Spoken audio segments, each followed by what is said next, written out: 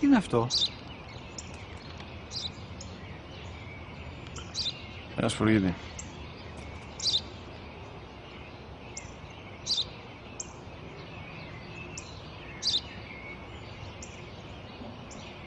Τι είναι αυτό?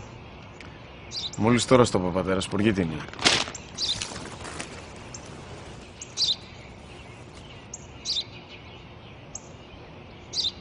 Τι είναι αυτό? Ένα σπουργίτη είναι, πατέρα. Ένα σπουργίτη. Σπου-γι-τι!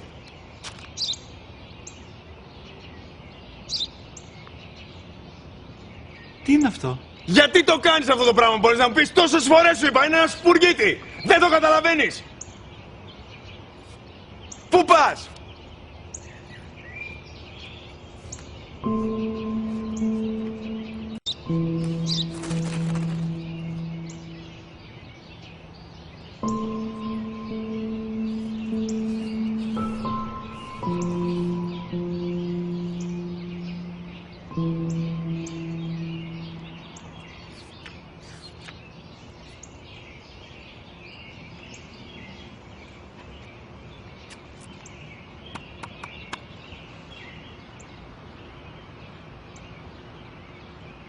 Δυνατά.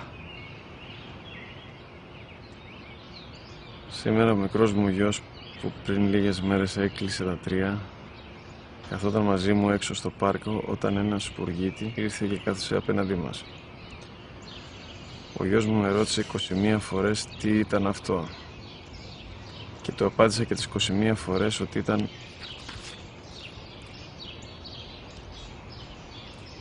ένα σπουργίτη. Τον αγκάλιασα τρυφερά και τις 21 φορές που μου έκανε την ίδια ερώτηση, ξανά και ξανά, χωρίς να εκνευριστώ, νιώθοντας στοργή για το αθώο μου αγοράκι. وَقَضَى رَبُّكَ أَلَّا تَعْبُدُوا